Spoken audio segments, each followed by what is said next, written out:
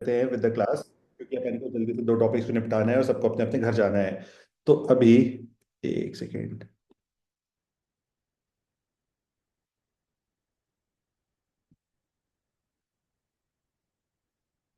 तो हम लोग का जो फर्स्ट टॉपिक है, एक मिनट, यहाँ पे कुछ तो भी मेरे को बार बार आ रहा है। एक मिनट, मेरे को दूसरा बोर्ड प्रेजेंट करता हूँ।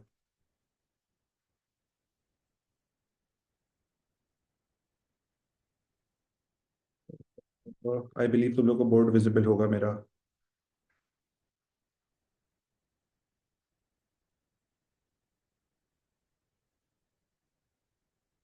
पेन का कलर भी चेंज कर ही लेते हैं यहीं पे। अभी तो सही चल रहा है सब। तो हम लोग का पेन का कलर शायद तुम लोग को नहीं दिख रहा होगा, क्योंकि बोर्ड का कलर काफी गंदा सा है। बोर्ड का कलर भी ठीक करना पड़ेगा। बस एक मिनट। ठीक है, तो हम लोग स्टार्ट करते हैं विद द फर्स्ट टॉपिक। हम लोग का जो फर्स्ट टॉपिक है, that is 15th vice president of India. I believe तुम लोग को इसके बारे में बहुत अच्छे से पता होगा। तुम में से बहुत सारे लोगों ने इस टॉपिक को पढ़ भी लिया होगा, क्योंकि ये टॉपिक जो है ये बहुत ज्यादा इंपॉर्टेंट है।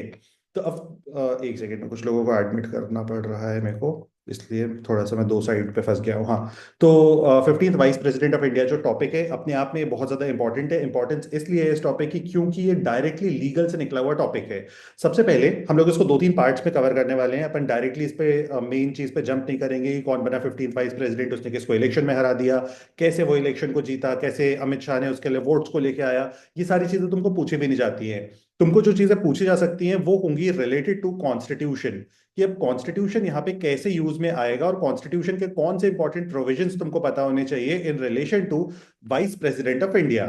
क्योंकि इलेक्शन सिर्फ वाइस प्रेसिडेंट ऑफ इंडिया का हुआ है, इसलिए हमको सिर्फ वाइस प्रेसिडेंट ऑफ इंडिया के अराउंड के जितने भी कॉन्स्टिट्यूशनल प्रोविजंस हैं, जितने भी कॉन्स्टिट्यूशनल आर्टिकल्स हैं, वो सारे के सारे पता होने चाहिए। अच्छा, 15th वाइस प्रेसिडेंट कौन बना है ये तो तुम लोग को पता होगा। सीपी राधाकृष्णन नाम है जिस पर्सन, एक पर्सन का, जो बने हैं 15th वाइस प्रेसिडेंट। ये हैं तमिलनाडु स्टेट से। देखो, ये तो बहुत बेसिक सी इंफॉर्मेशन हो गई। और ये कैंडिडेट किस पॉलिटिकल पार्टी के थे, या किस ग्रुप ऑफ पॉलिटिकल पार्टीज को, या किस ग्रुप ऑफ अलायंस को रिप्रेजेंट कर रहे थे, तो दैट वाज एनडीए।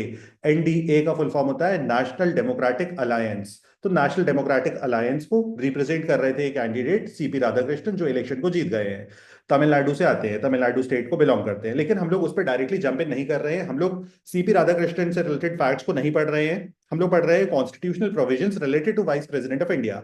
क्या अगर तुम लोग इस पे मेरे साथ हो तो एक बार बस लास्ट टाइम थम्स अप दे दो, फिर हम लोग स्टार्ट करते हैं जो भी इंपॉर्टेंट आर्टिकल्स हैं। क्योंकि ये बहुत ज्यादा कॉन्स्टिट्यूशन के अराउंड होने वाली है पूरी की पूरी चीज, तो तुम लोग को फॉलो करना होगा। कॉन्स्टिट्यूशन की एक स्पेशलिटी क्या होती है कि पॉइंट वन जो है वो पॉइंट 10 से ऑलवेज कनेक्टेड होता है। मतलब उन दोनों में हमेशा कोई ना कोई कोरिलेशन निकल के आता है। कॉन्स्टिट्यूशन जब भी तुम लोग लॉ स्कूल में भी पढ़ोगे तो ये चीज होगी। तो अब हम लोग आ जा रहे हैं फर्स्ट आर्टिकल जो हम लोग को पता होना चाहिए in relation to the vice president of India. Vice president के बारे में कि इंडिया का वाइस प्रेसिडेंट होना चाहिए, ठीक है। सिर्फ ये चीज, यानी कि position of vice president, position of vice president of India, इस बारे में मेंशन्ड है कॉन्स्टिट्यूशन के आर्टिकल नंबर 63 में। तो तुमको सबसे पहले तो याद रखना होगा आर्टिकल नंबर 63, क्योंकि तुमको ये डायरेक्टली क्वेश्चन पूछा जा सकता है in your CLAT examination, either in legal reasoning और इन जीके, या फिर स्लैट और एलेट के लिए तो बहुत ही हाई प्रोबेबिलिटी है ये चीज कि तुमको पूछा जा सकता है पोजीशन ऑफ वाइस प्रेसिडेंट कहां पे मेंशन्ड है। तो पोजीशन ऑफ वाइस प्रेसिडेंट जो है मेंशन्ड है in article 63 of the constitution. एक सेकेंड, अपर्णा को पता था, अपर्णा ने बहुत जल्दी आंसर भी दे दिया था। अब इसके बाद नेक्स्ट चीज आती है कि वाइस प्रेसिडेंट का रोल क्या होगा, यानी कि वाइस प्रेसिडेंट ऑफ इंडिया काम क्या करने वाला है। तो वाइस प्रेसिडेंट के रोल को डिफाइन किया गया है इन आर्टिकल 64।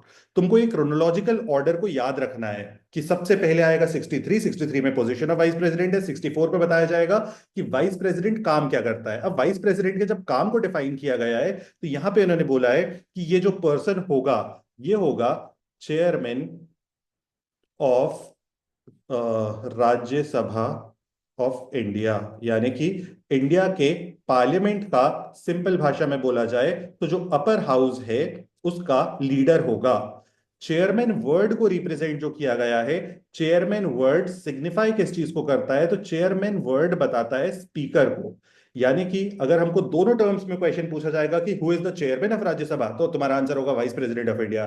तुमको पूछा जाएगा who is the speaker of Rajya Sabha, तो तुम्हारा आंसर होगा again vice president of India. तो अब यहां पे इसको कहा गया है चेयरमैन ऑफ राज्यसभा, लेकिन जब इसको हम लोग लिखते हैं तो हम लोग इसको ऐसे नहीं लिखते हैं कि ये चेयरमैन ऑफ राज्यसभा है। ठीक है, इसको हम लोग लिखते हैं ex officio chairman of Rajya Sabha, of R S. Ex officio word का मीनिंग क्या होता है, जल्दी से मेरे को बताओ चैट बॉक्स में, अगर तुम लोग को पता है तो। तुम लोग का नॉलेज का टेस्ट है ये। और एक्स ऑफिसियो वर्ड का मतलब क्या होता है? Quick answer. काशवी ने लिख दिया था पहले ही एक्स ऑफिसियो। अपर्णा ने सही लिख दिया है आंसर। बाकी जनता, एक्स ऑफिसियो वर्ड का मीनिंग क्या होता है? कोई भी अगर बताना चाहे तो।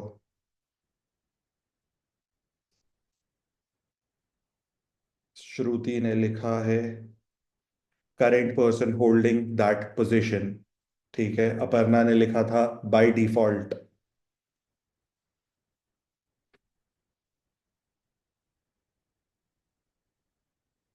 कि वो प्लेस साथ में मिलती है, एक्सप्लेन नहीं हो पा रहा अच्छे से। एक्स ऑफिसियो का बिल्कुल इंग्लिश ट्रांसलेशन देखोगे तो इसका मतलब होता है by virtue of. By virtue of का मतलब होता है क्योंकि ये बंदा वाइस प्रेसिडेंट ऑफ इंडिया है, इसलिए डायरेक्टली इस बंदे को हम लोग कहेंगे चेयरमैन ऑफ राज्यसभा।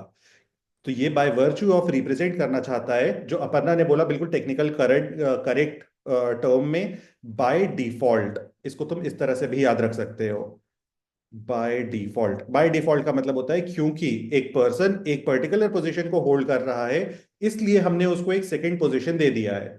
अब इसका मैं तुमको एक और एग्जांपल दे दे रहा हूं एक्स ऑफिसियो का, तुम लोग इस सेकंड एग्जांपल को भी याद रखना। बताओ, who is the ex officio head of armed forces of India? Armed forces का एक्स ऑफिसियो हेड कौन होता है? काशवी ने सबसे पहले आंसर दे दिया है। देखो, आर्म्ड फोर्सेस का जो हेड होता है उसको हम लोग चूज नहीं करते हैं, उसको गवर्नमेंट चूज नहीं करते, उसको कोई भी चूज नहीं करता है। इसको किस तरह से चूज किया जाता है, तो उसका बहुत सिंपल सा फंडा है। जो भी इंसान प्रेसिडेंट ऑफ इंडिया बनेगा वो डायरेक्टली एक्स ऑफिसियो हेड बन जाएगा ऑफ द आर्म्ड फोर्सेस। ठीक है, इसी तरीके से जो भी पर्सन वाइस प्रेसिडेंट बनेगा वो ऑटोमेटिकली चेयरमैन बन जाएगा ऑफ राज्यसभा।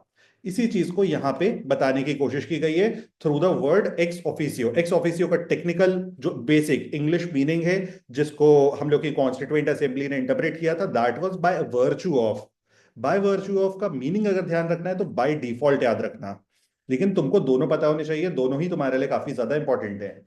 अब इसके बाद अगली चीज बोली जाती है इसी पॉइंट के अंदर, इसी के अंदर 64 के अंदर, कि जो भी person vice president of India बनेगा वो किसी भी तरह के ऑफिस ऑफ प्रॉफिट को होल्ड नहीं कर सकता।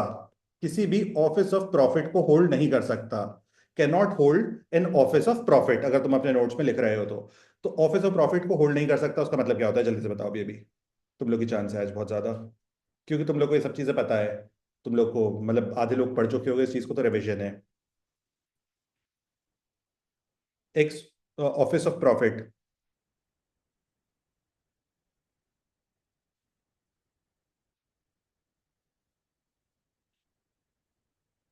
जल्दी, ऑफिस ऑफ प्रॉफिट कैसे लगता है विथ एग्जाम्पल? मेरे को पता है, तुम लोग को पता है, शायद तुम लोग को लिखने में दिक्कत हो रही है।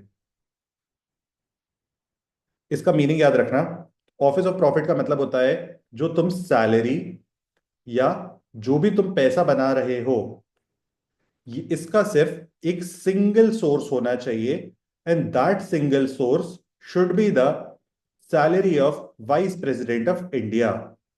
तुम ऐसा नहीं कर सकते हो कि तुम चार काम एक साथ कर रहे हो, चार जगह पे काम कर रहे हो। ठीक है, अब इसके अंदर हम इस चीज को भी देखेंगे कि तुम गवर्नमेंट ऑफ इंडिया की भी किसी दूसरी पोजीशन को होल्ड नहीं कर सकते। फॉर एग्जाम्पल, मैं वाइस प्रेसिडेंट नहीं रह सकता हूं, साथ में मैं मान लो रेलवे बोर्ड का चेयरमैन बन गया, तो रेलवे बोर्ड का चेयरमैन और वाइस प्रेसिडेंट ऑफ इंडिया एक साथ मैं नहीं बन सकता हूं। मैं इसमें से सिर्फ एक ही चीज बन सकता हूं, that is vice president of India.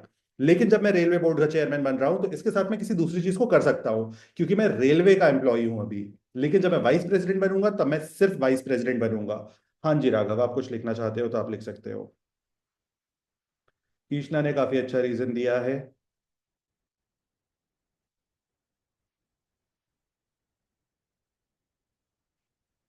ईशना का बोलना है यहाँ पे, मैं कहीं से भी गेन्स नहीं कर सकता हूं अदर देन दिस पोजीशन। कोई भी दूसरे गेन का मेरे सोर्स नहीं हो सकता है। मैं कहीं भी दूसरी प्लेस पे काम नहीं कर सकता हूं being the vice president of India. इसका बहुत सिंपल सा रीजन होता है, तुम लोग एक बार सोच के देखना। इंडिया में एक एक्ट यूज किया जाता है, इसको कहा जाता है officials secrets act. Secrets act, official secrets act जो होता है, ये बताना चाहता है कि जो भी लोग टॉप गवर्नमेंट पोजीशन पे काम कर रहे हैं उनको बहुत सारी चीजों को, बहुत सारी इंफॉर्मेशन को पब्लिक से हिडन रखना चाहिए, क्योंकि अगर ये सारी इंफॉर्मेशन पब्लिक के बीच में जाएगी तो काफी केओटिक माहौल हो सकता है और लोगों की ओपिनियन बहुत सारी चीजों पे अजीब तरीके से चेंज हो सकती है। तो हमको बहुत सारी चीजों को सेव करना होगा एज स्टेट सीक्रेट। अब जैसे बहुत सिंपल सा एग्जांपल देता हूं मैं, स्टेट सीक्रेट का सबसे बेस्ट एग्जांपल है जो तुमको समझ जाएगा, वो है आर्मी से रिलेटेड सीक्रेट। अगर हमको ऑपरेशन सिंदूर करना है तो हम इस चीज को ऑफिशियली अनाउंस नहीं करेंगे। तुम लोग को शायद याद होगा, जब मोदी जी ने ऑपरेशन सिंदूर किया था तो मोदी जी ने बोला था आज रात को सारे लोग अपने घर की लाइट्स को ऑफ कर लेना, और उसके एक दिन पहले उन्होंने अटैक कर दिया पाकिस्तान के ऊपर। तो अब इस मीटिंग में जो लोग बैठे हैं वो लोग कहीं और पे अगर एम्प्लॉयड होंगे, कहीं और से भी सैलरी ले रहे होंगे, तो वो इस सीक्रेट को, जो इंडिया की कैबिनेट में मीटिंग हुई, उसको कहीं ना कहीं लीक कर सकते हैं। तो इंडिया में जितनी भी मीटिंग्स होती हैं ऑफ द कैबिनेट, वो भी इसी एक्ट के अंडर में आती है। और सारी की सारी मीटिंग्स जो होती हैं वो बहुत ज्यादा प्राइवेट रखी जाती हैं। इसके अंदर क्या बात हुई, क्या चर्चा हुई, किसी को नहीं बताया जाता है। तुम लोगों को शायद इसका एक और बहुत अच्छा एग्जाम्पल पता होगा, that is collegium system of India. Collegium system जो होता है ये एक तरीका होता है ऑफ चूजिंग जजेस इन इंडिया, यानी कि सुप्रीम कोर्ट और हाई कोर्ट में कौन इंसान जज बनेगा, उस चीज को चूज करने के लिए एक सिस्टम को यूज किया जाता है, that is called collegium system. Collegium system क्या करता है, जो इंडिया के सीजेआई होते हैं जो कि बीआर गवाई हैं, प्लस टॉप 4 सीनियर मोस्ट जजेस ऑफ सुप्रीम कोर्ट, इन 5 लोगों की एक कमेटी होती है। और ये कमेटी चूज करती है कि सुप्रीम कोर्ट में अगला जज किस इंसान को बनना चाहिए अगर कोई भी पर्सन रिटायर होता है तो। फॉर एग्जाम्पल, मैं रिटायर हो गया फ्रॉम फ्रॉम सुप्रीम कोर्ट, तो सुप्रीम कोर्ट की जो स्ट्रेंथ है दैट इज 33+1। तो 34 टोटल स्ट्रेंथ है। अच्छा, +1 जो है सीजेआई है। तो 34 जो टोटल स्ट्रेंथ है ऑफ सुप्रीम कोर्ट, इसमें मान लो एक इंसान रिटायर हो गया, या एक इंसान की डेथ हो गई, या एक इंसान को कुछ भी प्रॉब्लम हो गई जिसकी वजह से उसकी पोजीशन जो है वो वेकेंट हो गई। उस वेकेंट पोजीशन को फिल करने के लिए जो सिस्टम यूज करेंगे दैट इज कोलिजियम सिस्टम। लेकिन कोलिजियम सिस्टम में जब ये 5 जज मिलकर डिसीजन लेंगे तो इसके बारे में हमने किस बेसिस पे डिसीजन लिया, कैसे डिसीजन लिया, क्यों हमने इस इंसान को चुना, हमने इसके ट्रैक रिकॉर्ड में क्या देखा, हमको इसमें क्या पसंद आया, क्या नहीं पसंद आया, ये कुछ भी बताने की जरूरत नहीं है। आप सीधा डिसीजन लो और रूम के बाहर आ जाओ, और रूम के बाहर जाके अनाउंस कर दो कि हमने ये डिसीजन ले लिया है। कैबिनेट की जब मीटिंग होती है तो ये भी इसी तरीके से होती है कि सारे के सारे डिसीजंस को इंटरनली ले लिया जाता है, किसी को कुछ भी नहीं बताया जाता है, देश की जनता को भी कुछ भी नहीं बताया जाता है। इसको आपको सीक्रेट रखना इसलिए इंपॉर्टेंट है क्योंकि जो आपका एनिमी कंट्रीज है, एनिमी कंट्रीज को बहुत सारी इंफॉर्मेशन चली जाएगी। इसका एक फाइनल रियल एग्जांपल मैं दे दे रहा हूं, जिसके अगेंस्ट में राहुल गांधी जी ने फाइट किया था केस, जो कि वो हार गए थे।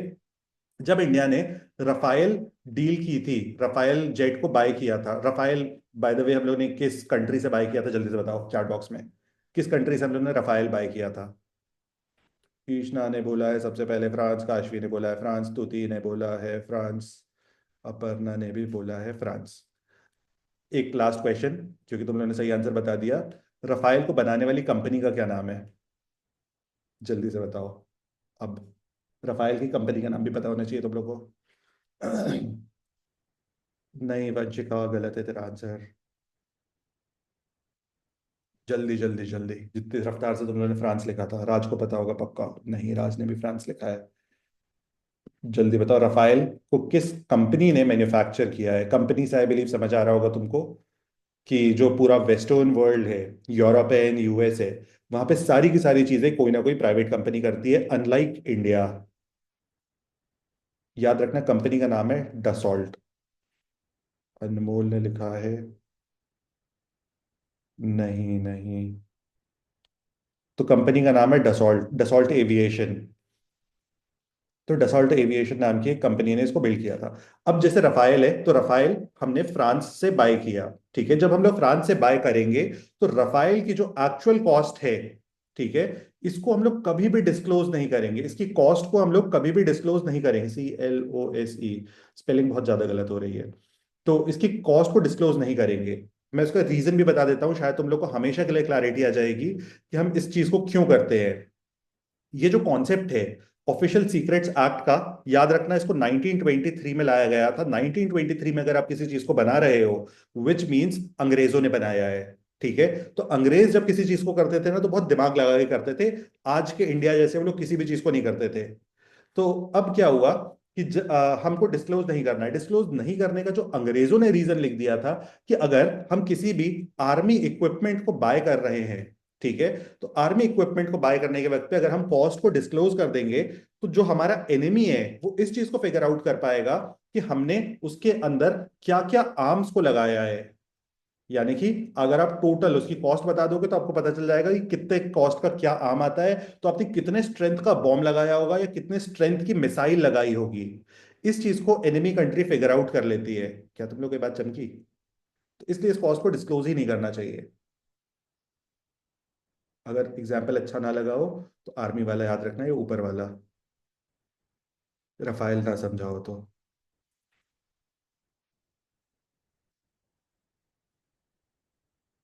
नहीं, नहीं काशवी, नहीं हो सकती। तो आई बिलीव तुम लोग को ये समझ गया होगा ऑफिशियल सीक्रेट्स एक्ट क्या कर रहा है यहाँ पे। तो अब ऑफिस ऑफ प्रॉफिट नहीं हो सकता है, क्योंकि अगर अब तुम इमेजिन कर सकते हो कि वाइस प्रेसिडेंट ऑफ इंडिया जो है, डसॉल्ट ने उसको हायर कर लिया। मैं एक और एग्जांपल दूं इसका, मतलब थोड़ा सा 2 3 4 मिनट लगेगा आगे, लेकिन तुम लोग को काफी सारी क्लैरिटी मिलेगी। मैं दे दे रहा हूँ क्विकली। तुम लोग को शायद पता होगा, यूके का एक प्राइम मिनिस्टर था जिसका नाम है ऋषि सुनाक।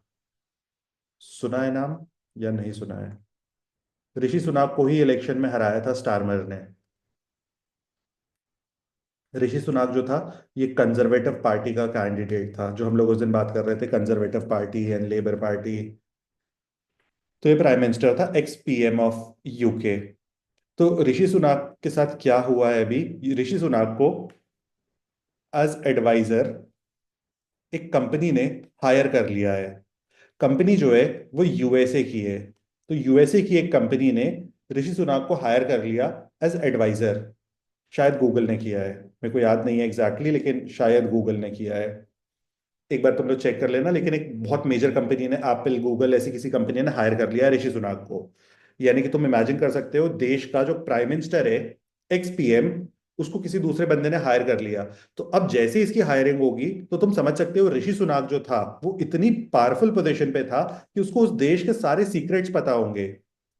जो करेंटली लोग काम कर रहे होंगे in the prime minister's office of UK, उनसे भी कनेक्टेड होगा ऋषि सुनाक। तो बहुत ज्यादा क्रिटिकल इंफॉर्मेशन को लीक कर सकता है ऋषि सुनाक टू गोल्डमैन सैक्स। किसी ने बता दिया है सर्च करके, सही कंपनी काशवी ने। तो गोल्डमैन सैक्स ने हायर कर लिया। तो गोल्डमैन सैक्स जो है, इसको ये बहुत ही क्रिटिकल इंफॉर्मेशन दे सकता है अबाउट यूके। यूपी लिख दिया, बताओ यूके को।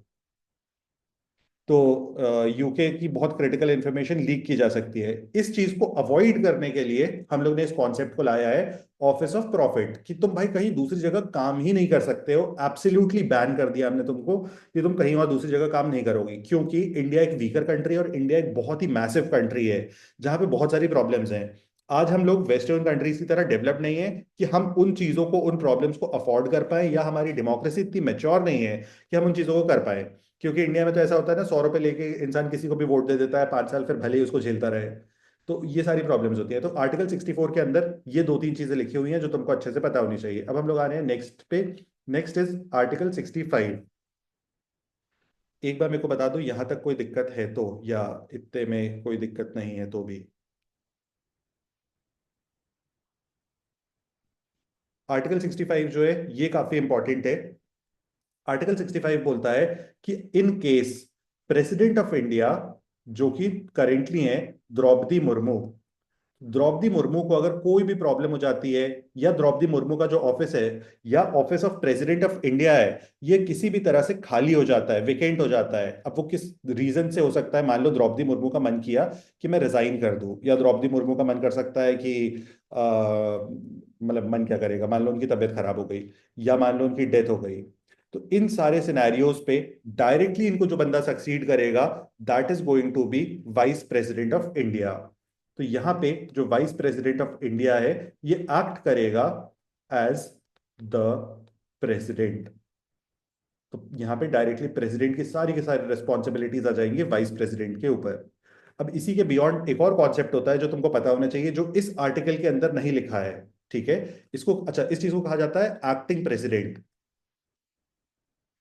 एक्टिंग प्रेसिडेंट,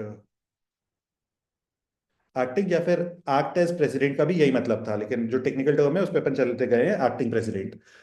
अब इस आर्टिकल के बियॉन्ड एक और कॉन्सेप्ट पता होना चाहिए, in case president of India and vice president of India दोनों की पोजीशन जो है वेकेंट है, खाली है, तो इस पॉइंट ऑफ टाइम पे कौन बनेगा इंडिया का प्रेसिडेंट? जल्दी से बताओ, इस पॉइंट पे कौन बनेगा एक्टिंग प्रेसिडेंट ऑफ इंडिया, या राष्ट्रपति कौन बनेगा इंडिया का? अपर्णा ने बता दिया है सीजेआई, ईशना ने भी बता दिया है सीजेआई। तो इस पॉइंट पे बनता है इंडिया का प्रेसिडेंट सीजेआई। आज तक एक बात लास्ट फाइनल याद रखना, आज तक सिर्फ एक बार ऐसा हुआ है कि इंडिया के प्रेसिडेंट की और वाइस प्रेसिडेंट दोनों की पोजीशन वेकेंट हो गई थी, खाली हो गई थी, तो उस पॉइंट ऑफ टाइम पे सीजेआई ने प्ले किया था role of president of India. ये वाले जो सीजेआई था, सीजेआई थे, इनका नाम था हिदायतुल्लाह, TULLAH। इनका पूरा नाम है एम हिदायतुल्लाह, मोहम्मद हिदायतुल्लाह। इन्हीं के नाम पे एक एनएलयू भी है जिसको हम लोग कहते हैं HNLU। HNLU रायपुर में है, इंडिया के टॉप 10 एनएलयूज में आता है, जिसमें तुम जाना चाहोगे शायद, तुम में से कुछ लोग। एटलीस्ट रिजल्ट आने के बाद तो बहुत सारे लोग प्रेफर करते हैं HNLU जाना, क्योंकि जब रैंक कम आती है तो अपने को HNLU one of the best option दिखता है, और वहाँ पे प्लेसमेंट सच में बहुत अच्छी होती है। लास्ट 3 साल, 3-4 साल में बहुत अच्छी प्लेसमेंट हुई है। तो एम हिदायतुल्लाह जो थे, इनके नाम पे HNLU को बनाया गया है। और एम हिदायतुल्लाह एक सिंगल पर्सन है इंडिया के अंदर जो बने थे प्रेसिडेंट, बीइंग सीजेआई। सीजेआई थे, वहां से उनका डायरेक्ट एलिवेशन हुआ to the president of India. तो अब ये वाला जो आर्टिकल है, 65, सिर्फ यही चीज बोलता है कि अगर प्रेसिडेंट की पोजीशन वेकेंट होती है ड्यू टू एनी रीजन, यहाँ पे सिर्फ ये रीजंस नहीं है, ड्यू टू एनी रीजन। अब कुछ भी रीजन हो सकता है पोजीशन को वेकेंट होने का, मान लो प्रेसिडेंट को किसी ने मार दिया, या कुछ भी हो गया इस तरह का एक्टिविटी कि प्रेसिडेंट किसी फॉरेन कंट्री के टूर पे गए थे और उनकी डेथ हो गई, तो इस पॉइंट ऑफ टाइम पे वाइस प्रेसिडेंट जो है वो डायरेक्टली प्रेसिडेंट ऑफ इंडिया की रोल को प्ले करेंगे। इसके बाद आता है आर्टिकल 66। आर्टिकल 66 जो है ये थोड़ा बड़ा सा है, इसके बारे में मैं अपन थोड़ा सा डेप्थ में जाएंगे, क्योंकि इसके अंदर ये भी बताया गया है कि वाइस प्रेसिडेंट का बेसिक क्वालिफिकेशन क्या होता है। तो सबसे पहले तो वाइस प्रेसिडेंट के इलेक्शन के बारे में बताया गया है इसमें। फर्स्ट पॉइंट है इसके अंदर, election of vice president of India. तो वाइस प्रेसिडेंट के इलेक्शन का जो सिस्टम होगा इंडिया के अंदर, उस सिस्टम को कहा जाता है इलेक्टोरल कॉलेज। इलेक्टोरल कॉलेज, याद रखना सिस्टम का नाम है इलेक्टोरल कॉलेज। एक सेकंड में चार्ट्स देख ले रहा हूँ। हाँ, काशवी ने ईयर भी लिख दिया, 1969 में बने थे M Hidayatullah, president of India. Anmol ने लिखा है CJI। ठीक है, सारे लोग की देख लिया मैंने चार्ट भी। तो system of election of vice president जो है, इसको कहा जाता है, इसको कहा जाता है electoral college. Electoral college system का नाम है। एक और क्वेश्चन है, बताओ इलेक्टोरल कॉलेज का सिस्टम हम लोगों ने किस कंट्री से लिया है? हम लोग ने पूरे के पूरे कॉन्स्टिट्यूशन में अलग अलग चीजें अलग अलग कंट्रीज से ली हैं, बताओ इलेक्टोरल कॉलेज कहाँ से लिया है? Quick answer.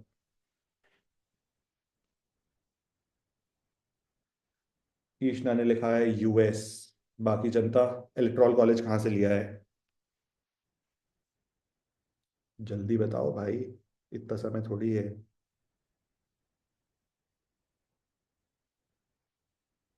मैं देख रहा हूँ चैट्स, मैंने फोन पे भी खोल ली है।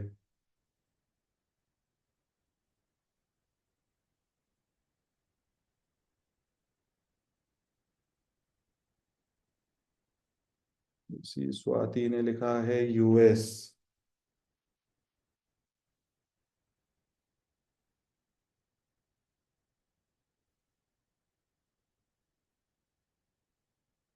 और बाकी जनता। आस्था ने लिखा है यूएस। संगीता ने लिखा है यूएस। वाह भाई।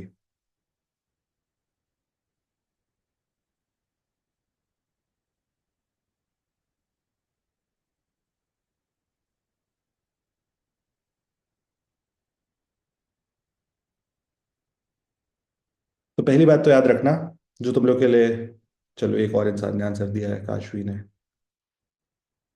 काशी ने लिखा है France. I have no idea. तुक्का है।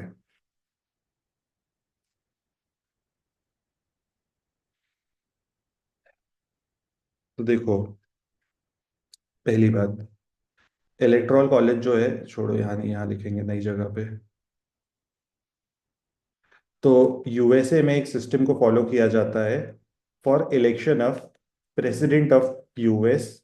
इस सिस्टम को कहा जाता है Electral college.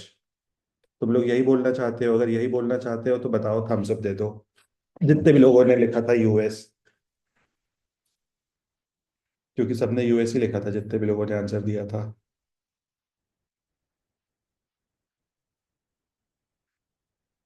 Indian vice president के इलेक्शन के सिस्टम जो हम लोगों ने इलेक्ट्रॉल कॉलेज अडॉप्ट किया है, अनमोल, वो कहाँ से किया है?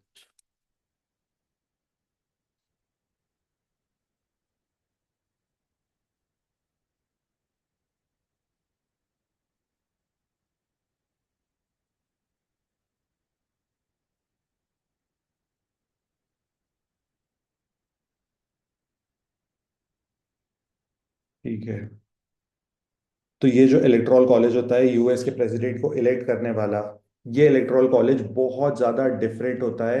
इस बात को याद रखना। यूएस में इलेक्ट्रॉल कॉलेज के सिस्टम को फॉलो किया जाता है, लेकिन मैं क्विकली बता देता हूँ यूएस का इलेक्ट्रॉल कॉलेज सिस्टम कैसे वर्क करता है। तो इस तरह का कुछ दिखता है, बड़ा सा यूएस यूएस का मैप। बहुत ज्यादा हॉरिजॉन्टल सा मैप है, अगर तुम लोग कभी ध्यान दोगे तो।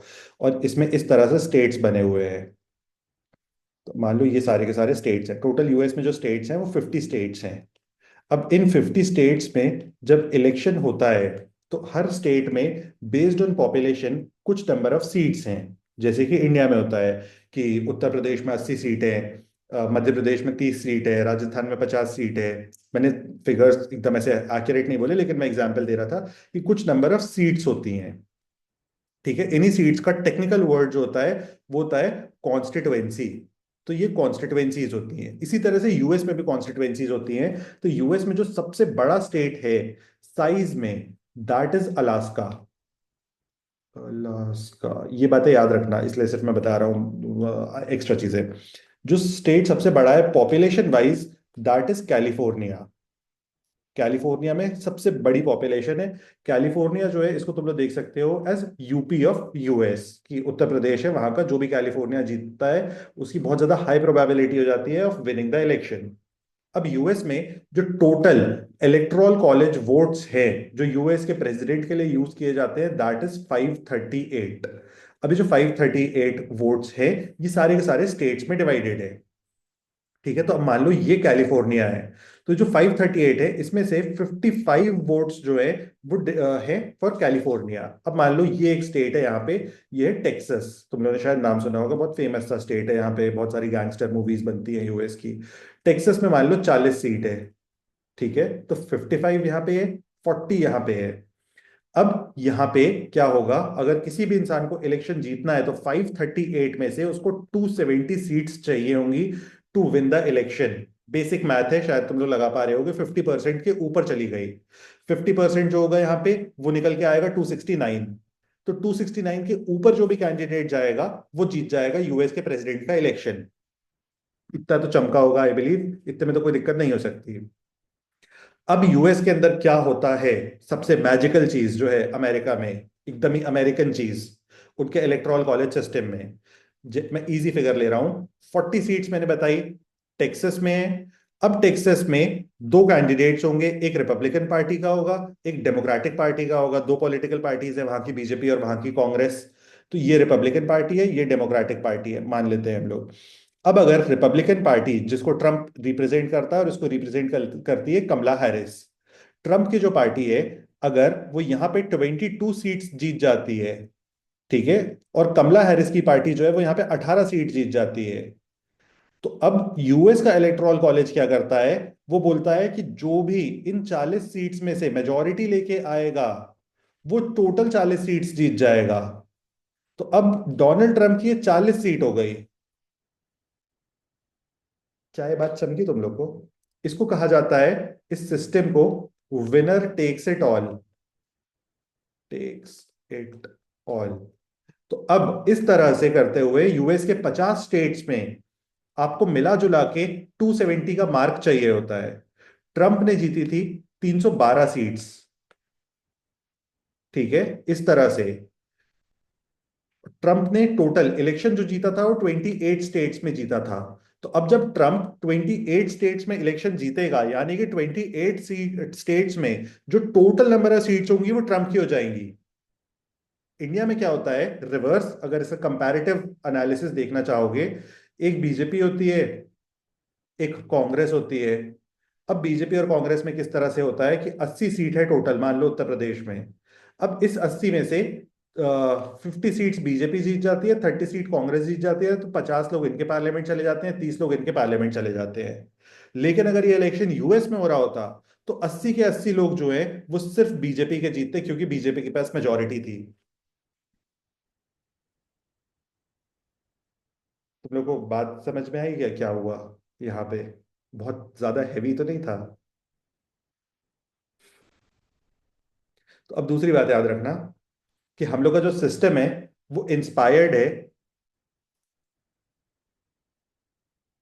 तो देखो, इंडिया में तो ऐसा कोई सिस्टम होता नहीं है कि अगर तुम 4 सीट जीत जाओगे तो 40 तुम्हारी हो जाएगी। तो ये इंस्पायर्ड है फ्रॉम आयरिश कॉन्स्टिट्यूशन। लेकिन वाइस प्रेसिडेंट का इलेक्शन का सिस्टम हमने कहीं से भी अडॉप्ट नहीं किया है, ये हमारा खुद का सेल्फ मैन्युफैक्चर्ड सिस्टम है। इसका 90% जो है, यहाँ गलत जगह में लिख रहा हूँ, हमारा जो पूरा सिस्टम है इलेक्टोरल कॉलेज का, वो सेल्फ मैन्युफैक्चर्ड है, आत्मनिर्भर सिस्टम है। ये हमने पूरा का पूरा खुद से बनाया है, इस वाले सिस्टम को हमने कहीं से चुराया नहीं है।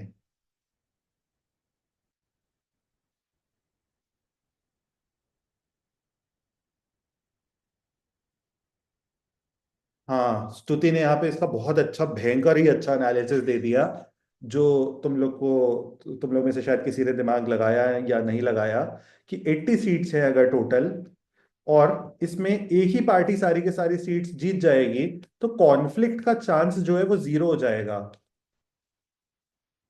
कॉन्फ्लिक्ट का चांस बहुत ज्यादा लोअर डाउन हो जाएगा, आई बिलीव। स्तुति ने इस चीज को एनालाइज कर लिया, तुम लोगों ने दिमाग लगाया कि नहीं पता नहीं, कि कॉन्फ्लिक्ट अपने आप ही कम हो जाएगा क्योंकि एक ही पार्टी जीत रही है सारी seats. Opposition completely wipe off हो जाता है उस तरीके से। एक और चीज होती है, जहां पे मैंने मैप बनाया था मैं उसी में दिखा दे रहा हूँ। तो जैसे यूएस का जो सबसे फेमस स्टेट है वो है न्यूयॉर्क। ठीक है, न्यूयॉर्क में भी बहुत ज्यादा नंबर ऑफ सीट्स है, मेरे को एग्जैक्टली याद नहीं है, लेकिन 35-38 सीट्स हैं। तो यहाँ पे भी ऐसे ही होगा। अब अगर 35 सीट्स हैं, तो एक पॉलिटिकल पार्टी को, एक कैंडिडेट को सिर्फ 18 सीटों पे जीतना है। तो अब टारगेट क्या होता है? टारगेट होता है सिर्फ 18 सीट जीतना। उसके अगेंस्ट में मेरे को मिलेगा क्या? मेरे को 35 सीट मिलेंगी। तो इलेक्टोरल कॉलेज सिस्टम से हम लोग इलेक्शन करते हैं इंडिया के अंदर। अब इंडिया का जो इलेक्टोरल कॉलेज सिस्टम है, ये इलेक्टोरल कॉलेज सिस्टम में दो तरह के लोग वोट करते हैं। फर्स्ट, कोई भी मेंबर हो, मेंबर ऑफ लोकसभा या फिर मेंबर ऑफ राज्यसभा। सिर्फ member of Lok Sabha and member of Rajya Sabha ही वोट कर सकते हैं in electoral college system of India. इनके अलावा कोई भी दूसरा इंसान वोट नहीं कर सकता। अब टोटल मेंबर इन लोकसभा जो प्रेजेंटली है, प्रेजेंट स्ट्रेंथ है, दैट इज 543, और राज्यसभा की स्ट्रेंथ है 245। तो अब ये टोटल स्ट्रेंथ है। अब अगर इन दोनों को ऐड कर दोगे तो कितना आएगा? इन दोनों को ऐड करने पे हम लोग का जो टोटल आता है, वो टोटल आएगा 788। 788। तो 788 टोटल नंबर ऑफ पीपल हैं जो वोट करते हैं in the election of vice president of India. क्या ये बात पूरी की पूरी समझ आई? यहाँ पे अपन थोड़ा सा स्लो गए थे, लेकिन अभी अपन फिर तेजी से जा रहे हैं। जल्दी बताओ इतने में कोई दिक्कत हो तो। इलेक्टोरल कॉलेज कैसे कर रहे हैं हम लोग, ये समझ गया होगा। इलेक्टोरल कॉलेज में कौन कौन वोट कर रहा है, ये समझ गया होगा। लेकिन याद रखना, जब प्रेसिडेंट ऑफ इंडिया का इलेक्शन होता है तो प्रेसिडेंट ऑफ इंडिया के इलेक्शन में लोकसभा, राज्यसभा और स्टेट लेजिस्लेटिव असेंबली के मेंबर्स वोट करते हैं। तो यहाँ पे स्टेट लेजिस्लेटिव असेंबली भी आ जाती है, लेकिन वाइस प्रेसिडेंट के इलेक्शन में स्टेट लेजिस्लेटिव असेंबली का कोई रोल नहीं है। दूसरी बात याद रखना कि इस तरह से हम लोग क्यों कर रहे हैं कि यहाँ पे स्टेट लेजिस्लेटिव असेंबली का कोई रोल नहीं है। क्योंकि जब आप टेक्निकली देख रहे हो तो जो वाइस प्रेसिडेंट ऑफ इंडिया है, vice president ex officio chairman है, ऑफिशियो चेयरमैन है ऑफ राज्यसभा। ठीक है, तो हम उसको राज्यसभा के हिसाब से ही देखते हैं कि इस इंसान का काम है टू मैनेज राज्यसभा ओनली। हम राज्यसभा के अलावा उसको कोई भी दूसरी रिस्पॉन्सिबिलिटी नहीं देते हैं जब तक प्रेसिडेंट ऑफ इंडिया है। सारे काम इंडिया के जो होते हैं, अवार्ड देने के जो मेनली प्रेसिडेंट का काम होता है, या फिर ओथ दिलाने का काम, वो हमेशा प्रेसिडेंट करता रहता है। वाइस प्रेसिडेंट सिर्फ राज्यसभा को ही देखता है। अच्छा, तुम लोग चाहो तो हम लोग बात कर सकते हैं 2 मिनट में कि राज्यसभा इंपॉर्टेंट क्यों है इन कंपैरिजन टू लोकसभा। हाँ, ऐसा है नहीं, लेकिन जो टेक्निकल पॉइंट्स पता होने चाहिए तुम लोग को, अगर चाहो तो। ये तुम्हारे क्लाइंट में आने की प्रोबेबिलिटी बहुत ज्यादा कम है। छोड़ के अपन आगे भी बढ़ सकते हैं, 5 मिनट आगे हो जाएंगे अपन। मैं सिर्फ एक पॉइंट बता दे रहा हूँ, मैं 3-4 पॉइंट्स है मेरे पास, लेकिन मैं एक ही पॉइंट पर जा रहा हूँ। राज्यसभा जो होता है ये परमानेंट हाउस होता है। ठीक है, परमानेंट हाउस का मतलब होता है कि राज्यसभा में जो इलेक्शंस होते हैं वो एवरी 6 इयर्स होते हैं। ठीक है, लेकिन हर 6 साल, सॉरी गलत बोल दिया मैंने, 6 इयर्स का टेन्योर होता है of a member of Rajya Sabha. तो अगर तुमको क्वेश्चन पूछा जाएगा कि मेंबर कोई भी है राज्यसभा का, उसका टेन्योर कितने साल का है, तो 6 साल का टेन्योर होगा। लेकिन जो इनके इलेक्शन होते हैं वो हर 2 साल पे होते हैं, एवरी 2 इयर्स इनका इलेक्शन होता है। अब जब इलेक्शन होता है तो सिर्फ 1/3 मेंबर्स का होता है। तो अब मान लो 2025 में अगर इलेक्शन हो रहा है तो 1/3 मेंबर्स का होगा। 1/3 मेंबर्स का इलेक्शन होगा 2027 में, और 1/3 मेंबर्स का इलेक्शन होगा 2029 में। अब इसके बाद ये वाले जो लोग हैं इनका 6 साल का टेन्योर कंप्लीट हो जाएगा 2031 में। अब इनका 2031 में दोबारा से इलेक्शन होगा। तो 6 साल में एक बार इलेक्शन हो रहा है एक पर्टिकुलर 1/3 मेंबर्स का, लेकिन हर 2 साल पे इस तरह से इलेक्शंस को कंडक्ट करते जाएंगे। ये वाले जो मेंबर्स हैं इनका 6 साल बाद इलेक्शन होगा, अब 2025 वालों का 2031 में इलेक्शन होगा। तो इस तरह से जो राज्यसभा होता है ये परमानेंट हाउस होता है। लोकसभा में क्या होता है, इसका एवरी 5 इयर्स इलेक्शन होता है, कि हर 5 साल पे लोकसभा के इलेक्शन होते हैं, और लोकसभा डिसॉल्व हो जाता है। डिसॉल्व होने का मतलब है सारे के सारे मेंबर्स की मेंबरशिप एक दिन पे खत्म हो जाती है, यानी कि लोकसभा आउट ऑफ एग्जिस्टेंस चला जाता है। राज्यसभा कभी भी आउट ऑफ एग्जिस्टेंस नहीं जाता है, विच मीन्स वो परमानेंट है। हाँ, पंखुड़ी ने सही लिखा है। ठीक है, आई बिलीव एक पॉइंट ही काफी है तुम लोग के लिए, तुम लोग को जो पता होना चाहिए। अब हम लोग नेक्स्ट चीज पे आ जा रहे हैं, थोड़ा सा फास्टर जाते हैं अब यहाँ से। कि इसी आर्टिकल के अंदर लिखा हुआ है, आर्टिकल 66 के अंदर, कि क्या क्वालिफिकेशन होगी, qualification to become vice president of India. तो पहली बात जो तुमको पता होनी चाहिए, प्रेसिडेंट एंड वाइस प्रेसिडेंट की जो क्वालिफिकेशन होती है वो एक जैसी होती है। जब तुम प्रेसिडेंट के लिए इलेक्शन फाइट कर रहे हो, उसी क्वालिफिकेशन को वाइस प्रेसिडेंट के लिए भी रखा जाता है, बिल्कुल सेम क्वालिफिकेशन है। फर्स्ट क्राइटेरिया है इसके अंदर कि 35 इयर्स मिनिमम एज होनी चाहिए किसी भी इंसान की, minimum age is 35 years. Second, जो भी पर्सन है वो इंडियन सिटीजन होना चाहिए। ये तो बहुत ज्यादा ही ऑब्वियस हो गया। यूएस में एक और हायर लेवल पे होता है। अच्छा, मैं यूएस पे नहीं लेके जा रहा हूँ तुमको, क्योंकि उससे और लंबा हो जाएगा और शायद तुम लोगों को कंफ्यूजन हो सकती है। लेकिन अगर तुम लोगों को ऐसा लगता है कि कंपैरेटिव एनालिसिस के साथ जाना है तो बता सकते हो।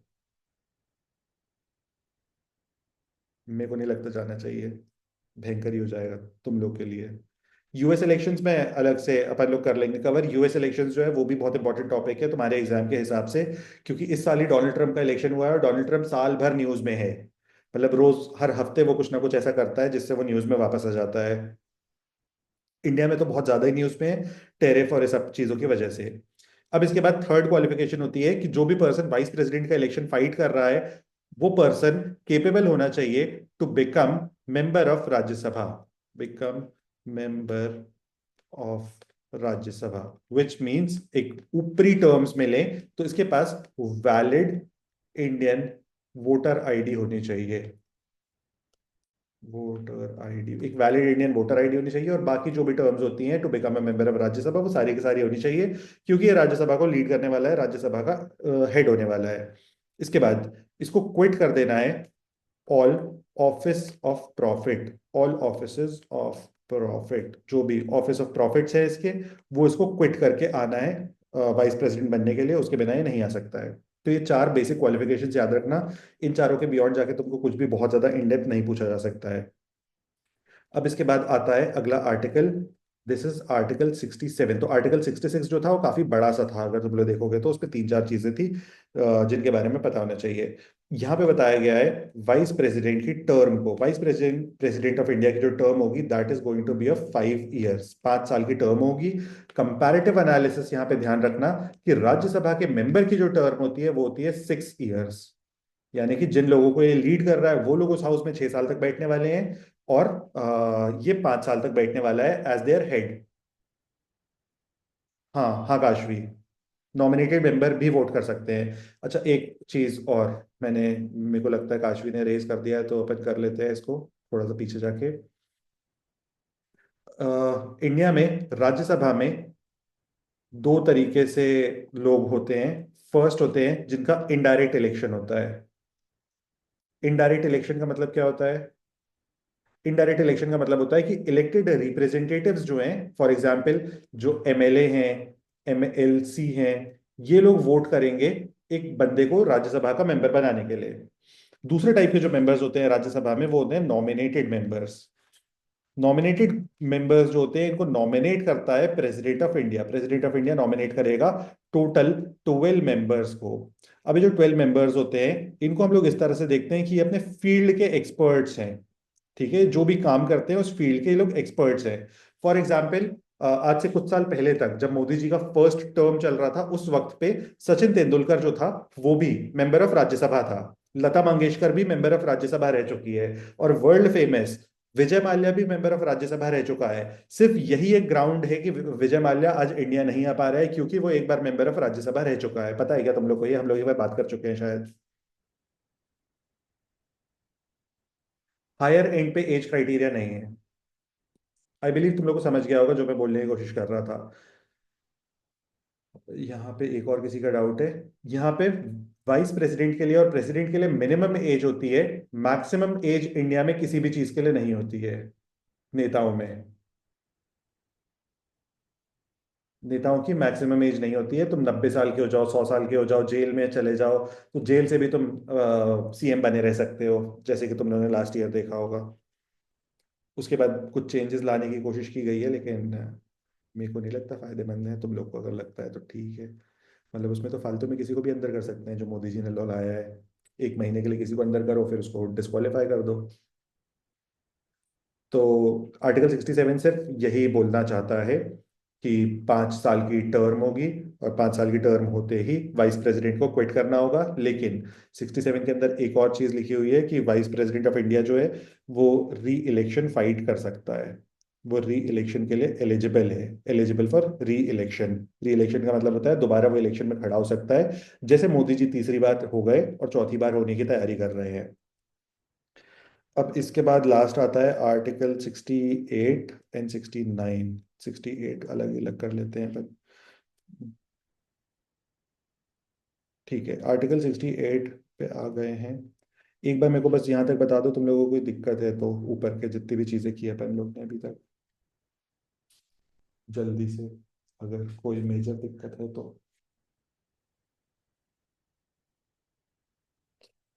ठीक है, तो ये वाले सारे तो तुमको याद रखने ही हैं जो अभी तक हम लोगों ने किए हैं। लेकिन अभी तक का जो सबसे इंपॉर्टेंट आर्टिकल है, सबसे इंपॉर्टेंट, मतलब इंपॉर्टेंट ऊपर वाले भी थे लेकिन ये सबसे इंपॉर्टेंट है। आर्टिकल 68 बोलता है कि मान लो एक प्रेसिडेंट का टेन्योर शुरू हुआ 2020 में। मैं एक्सप्लेन कर दे रहा हूं फिर मैं बता रहा हूं इसके अंदर क्या लिखा हुआ है। एक प्रेसिडेंट है, प्रेसिडेंट का नाम है यश। यश का टेन्योर स्टार्ट हुआ 2020 में। अब यश को रिटायर कब होना है वाइस प्रेसिडेंट की पोस्ट से? 2025 में। अब लेकिन इस बीच में यश ने किसी भी रीजन की वजह से यश को अपनी पोजीशन को क्विट करना पड़ गया, या यश का टेन्योर को मिडिल में हमको खत्म करना पड़ गया। अब मान लो यश ने रिजाइन कर दिया, या यश की डेथ हो गई, या कुछ भी इस तरह की एक्टिविटी हुई कि मेरे को रिजाइन करना पड़ा, या मान लो जो रियल रीजन है कि हेल्थ रीजंस आए, और मेरी हेल्थ अच्छी नहीं है, इसलिए हेल्थ रीजंस की वजह से मैंने क्विट कर दिया फ्रॉम दिस पोजीशन। अब यहाँ पे मेरी पोजीशन को सिर्फ 2 इयर्स हुए थे। तो अब आर्टिकल 68 हम लोग को बोलता है कि जब हम लोग यहाँ पे न्यू इलेक्शन करेंगे, तो इस न्यू इलेक्शन से जो भी पर्सन प्रेसिडेंट बने, वाइस प्रेसिडेंट बनेगा, वो सिर्फ रिमाइंडर टर्म के लिए रहेगा। यानी कि यहाँ पे सिर्फ जो नया वाइस प्रेसिडेंट बनेगा वो रिमाइंडर टर्म के लिए होगा, यानी कि रिमेनिंग टर्म के लिए, रिमाइंडर में लिखिए remaining term, remaining, reminder technical word है, रिमेनिंग टर्म के लिए होगा। क्या ये बात समझ में आई? यही चीज हुई है रियल में इंडिया में अभी रिसेंटली। क्या हुआ था, मैं पूरी घटना बता देता हूं तुम लोग को। 2022 में इलेक्शन हुए थे, ठीक है, प्रेसिडेंट ऑफ इंडिया के और वाइस प्रेसिडेंट ऑफ इंडिया के। अब टेन्योर एंड कब होना था? 2027 में। यहाँ पे 2025 में जो यहाँ पे इंडिया के वाइस प्रेसिडेंट का इलेक्शन जीते थे, इस बंदे का नाम है जगदीप धनखड़। तो जगदीप धनखड़ जो थे वो इलेक्शन जीते थे 2022 में वाइस प्रेसिडेंट ऑफ इंडिया का। अब वाइस प्रेसिडेंट बनने के बाद 2025 में उनको कुछ हेल्थ इश्यूज हुए। ये सब तो बोलने की बातें होती हैं, लेकिन तुम लोग को इसी तरह से पता होना चाहिए, वो पॉलिटिकल इश्यूज होते हैं उन लोग के इंटरनल, जो भी सेटल करना हो। तो 2025 में इनको कुछ हेल्थ इश्यूज हुए, इलनेस थी। इस इलनेस की वजह से इन्होंने रिजाइन कर दिया फ्रॉम हिज पोजीशन। तो अब इन्होंने अगर यहाँ पे हेल्थ इश्यूज की वजह से रिजाइन कर दिया, तो पहली बात तो ये रेजिग्नेशन देंगे किसको, ये बताओ, रेजिग्नेशन दिया किसको जाएगा?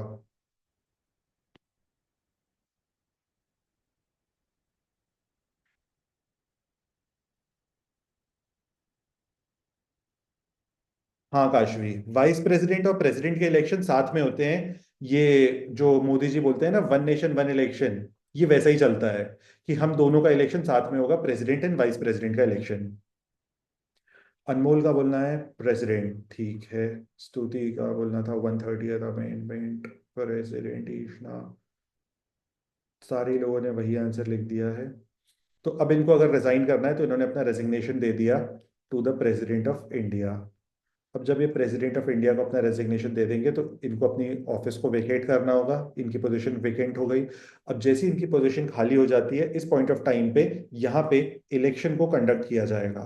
तो अब अगली बात बताओ कि वाइस प्रेसिडेंट का और प्रेसिडेंट का इलेक्शन कंडक्ट कौन करता है? जल्दी जल्दी बताओ, अब तुम लोग का फेज है। ये सब बहुत इजी क्वेश्चंस है। कंडक्ट कौन करता है इनके इलेक्शन को, प्रेसिडेंट एंड वाइस प्रेसिडेंट के?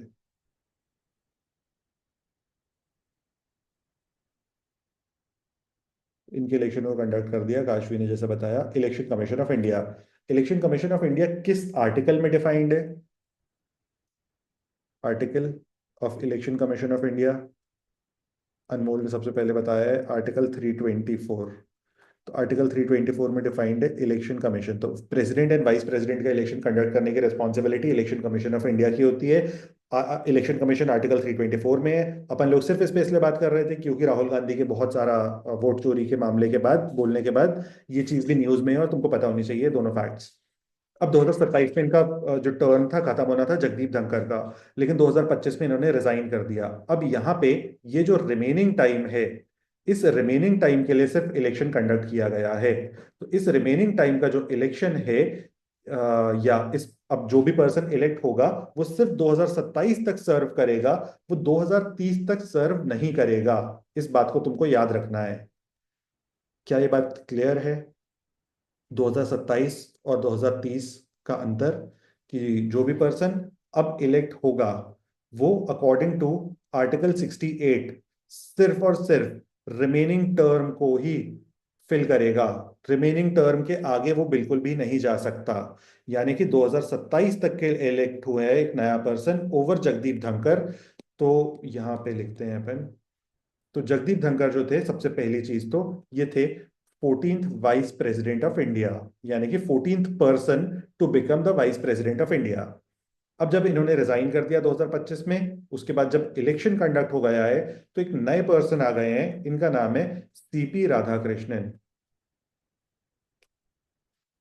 सीपी राधाकृष्णन बने हैं इंडिया के 15th वाइस प्रेसिडेंट।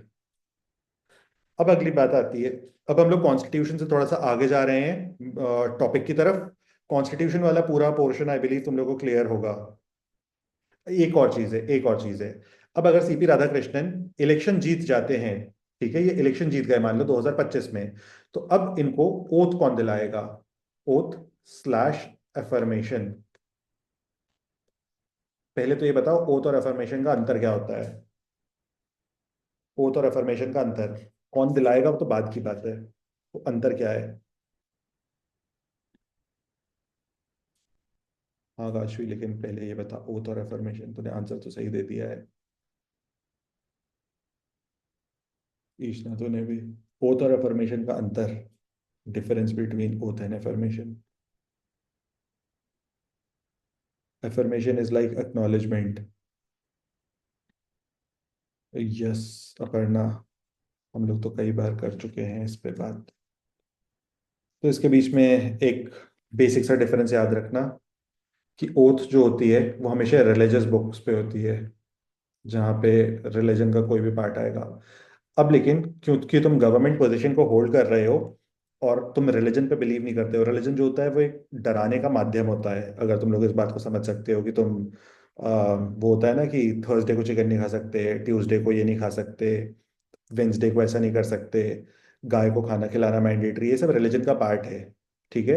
अफर्मेशन वो होता है कि जैसे मान लो मेरे जैसा कोई इंसान है, एथीस्ट है, जो भगवान पे भरोसा नहीं करता है, जो खुद पे भरोसा करता है सिर्फ, लेकिन वो रिलीजन के खिलाफ नहीं है, उस पॉइंट ऑफ टाइम पे जो लोग एथीस्ट होते हैं या जो रिलीजन पे बिलीव नहीं करते हैं, वो सारे लोग अफर्मेशन लेते हैं। अफर्मेशन एक तरीके का अक्नॉलेजमेंट होता है। एक्नॉलेजमेंट का मतलब होता है कि मैं इस पोजीशन की रिस्पेक्ट कभी भी खोने नहीं दूंगा, इस चीज पे मैं वचन देता हूं, एक तरीके का प्रॉमिस किया जा रहा है यहाँ पे। अब जो ये है एक तरीके का प्रॉमिस, और ये है तुम रिलीजियस बुक को पे हाथ रख के कसम खा रहे हो कि मैं ऐसा करूंगा।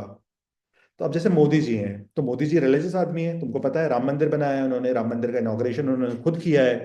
तो अब वो रिलीजियस आदमी है, तो वो ओथ लेंगे। लेकिन जैसे एक आदमी है अरविंद केजरीवाल, अरविंद केजरीवाल एफर्मेशन लेगा। काफी डीप हो गया क्या?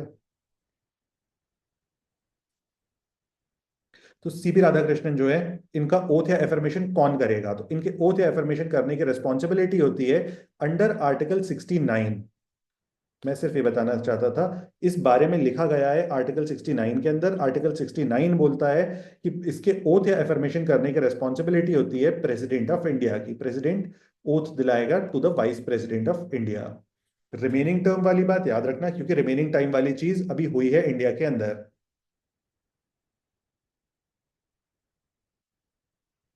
काशवी ने तो दूसरी ही चीज पे, मुद्दे से ही भटक जाती है लड़की तो, भावनाओं में बह जाती है। इतना समझा क्या? सीपी राधाकृष्णन तक हम लोग आ गए हैं। सीपी राधाकृष्णन के बारे में सिर्फ दो तीन चीजें तुम लोग को पता होनी चाहिए। मेरे हिसाब से तो बहुत ज्यादा सीपी राधाकृष्णन पे क्वेश्चन नहीं आ सकता, क्योंकि मैं देख रहा था ये सब में, क्लाट पोस्ट, क्लाट एक्सप्रेस, इनमें सीपी राधाकृष्णन के बारे में बताया गया है कि वो राष्ट्र स्वयं सेवक संघ के मेंबर थे, आरएसएस के मेंबर थे। अरे भाई, ये बात तो पूछी ही नहीं जा सकती ना एग्जाम में, कि आरएसएस के मेंबर थे कि मुस्लिम लीग के मेंबर थे। तो क्वेश्चन ही बेकार है। तो पहला सवाल जो मेरे को लगता है पूछा जा सकता है, मैं तुम लोग से पूछ रहा हूँ, तुम लोग आंसर करना विदाउट गूगल। मेरे को बताओ सीपी का फुल फॉर्म क्या है?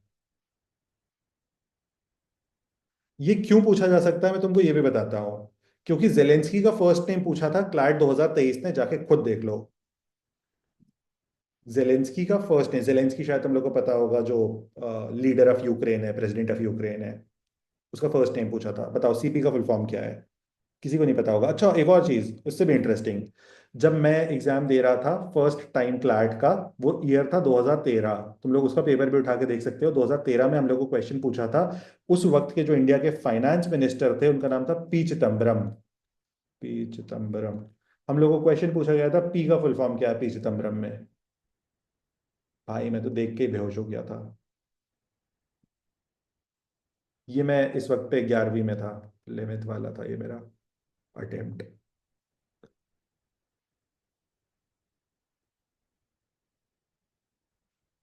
ठीक है, तो बताओ तुम लोग सीपी का। किसी काशवी ने लिखा है आंसर, ठीक है। सी नहीं लिखा लेकिन तूने सिर्फ पी का लिखा है। पन्ना का लिखना है Chandrapuram. I don't remember full form, लेकिन इस इंसान का फुल फॉर्म तुम लोग को पता होना चाहिए। सी नहीं आता। काशवी ने लिखा है, पंखुड़ी ने लिखा है। 11th, हाँ 11th में दे सकते हैं भाई क्लैट। चंद्रपुरम पोन्नुस्वामी। वाओ। कृष्णा को पता था, अनमोल को भी पता था, तो जिन लोगों को नहीं पता है वो लोग लिख लेना। चंद्रपुरम पोन्नुसामी, ये इनका फुल फॉर्म है। चंद्रपुरम पोन्नुसामी राधाकृष्णन। दूसरी बात, ये किस स्टेट से बिलोंग करते हैं? याद रखना, तमिलनाडु से बिलोंग करते हैं सीपी राधाकृष्णन। अब ये बात इंपॉर्टेंट क्यों है कि ये तमिलनाडु से बिलोंग करते हैं? क्योंकि तमिलनाडु से होने वाले ये third vice president of India है। अब तमिलनाडु से जो फर्स्ट वाइस प्रेसिडेंट थे वो थे, अच्छा वो इंडिया के भी फर्स्ट वाइस प्रेसिडेंट थे। उनका नाम है सर्वपल्ली राधाकृष्णन। ठीक है, इसके बाद तमिलनाडु से इंडिया के सेवेंथ वाइस प्रेसिडेंट थे, उनका नाम है वेंकट रमन। उसके बाद इंडिया के 15th वाइस प्रेसिडेंट जो हैं वो अगेन तमिलनाडु से हैं, सीपीआर। तो इस तरह से तुमको इन तीनों के नाम पता होने चाहिए। एक और बात याद रखना कि इंडिया में आज तक सिर्फ एक ही सिंगल प्रेसिडेंट है। वो सिर्फ एक सिंगल प्रेसिडेंट है जिसने दो टर्म्स इलेक्शन जीते हैं ऑफ प्रेसिडेंट ऑफ इंडिया। बताओ कौन। ये वाली बात नहीं पूछी जा सकती कृष्णा। झारखंड एंड महाराष्ट्र के गवर्नर थे। मतलब मैं वही देख रहा था, बहुत सारी जगहों पे लिखा हुआ था, इसलिए मैं बोलना चाहता था कि कहाँ के गवर्नर थे वो। क्लैट के लिए इतना रेलिवेंट क्वेश्चन नहीं है कभी भी। नहीं, प्रेसिडेंट। हमें तुम सारी वाइस प्रेसिडेंट थे दो बार। सिंगल प्रेसिडेंट जो दो बार इलेक्शन फाइट किए और जीते हैं। तनुश्री ने सबसे पहले सही आंसर दे दिया है। फर्स्ट थे जो काशवी ने लिखा है, याद रखना। डॉक्टर राजेंद्र प्रसाद। और इनके जो वाइस प्रेसिडेंट थे इनका नाम भी याद रखना, इनका नाम है सर्वपल्ली राधाकृष्णन। तो एस राधाकृष्णन और डॉक्टर राजेंद्र प्रसाद ने फर्स्ट टाइम इलेक्शन जीता था 1952 में। सेकेंड टाइम जीता था 1957 में। तो अब इन दोनों का मिला के जो टेन्योर चला वो चला 1952 से लेके 1962 तक।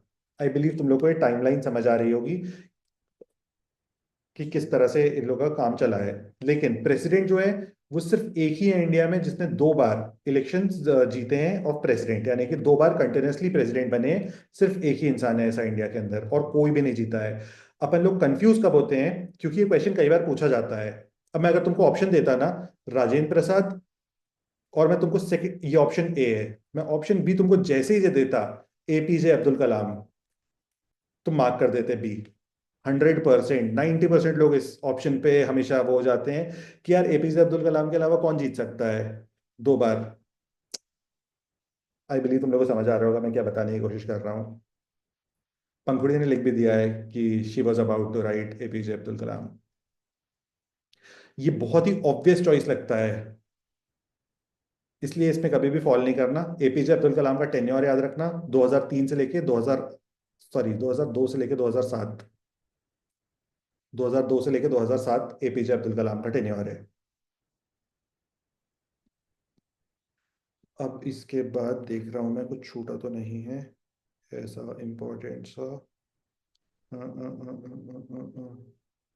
हाँ, थर्ड पॉइंट इसके अंदर तुमको जो पता होना चाहिए कि इनके ऑपोजिशन कैंडिडेट का नाम क्या था। इनके अगेंस्ट में जो बंदा इलेक्शन फाइट कर रहा है उसका नाम बताओ। सब तुम लोगों को बताना है अब। ये सब तुम लोग का पता होगा, तुम लोगों ने पढ़ा होगा, तुम लोगों ने कभी ना कभी मॉक दिया होगा ये क्वेश्चंस पे। ऑपोजिशन कैंडिडेट का नाम।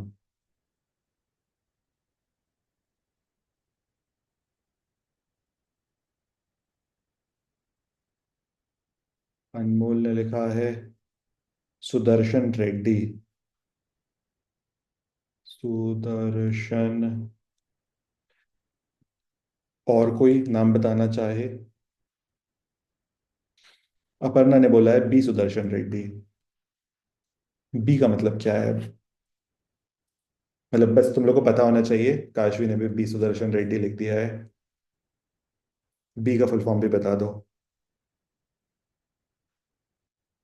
बूची रेड्डी। याद रखना, बूची रेड्डी सुदर्शन रेड्डी, मतलब दो बार रेड्डी हैं ये। तो बूची रेड्डी सुदर्शन रेड्डी ऑपोजिशन के कैंडिडेट का नाम था।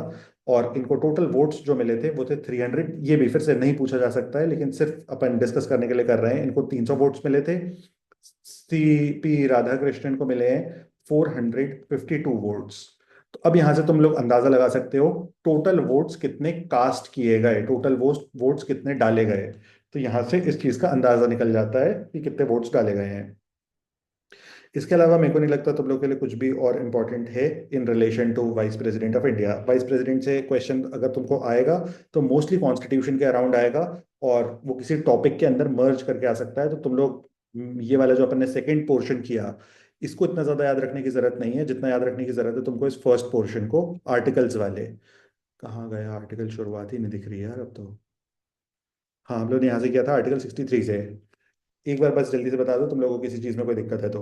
आर्टिकल 63 से आर्टिकल 69 तक, उसके आगे का पोर्शन तो बहुत ही फुद्दू सा है, बेकार।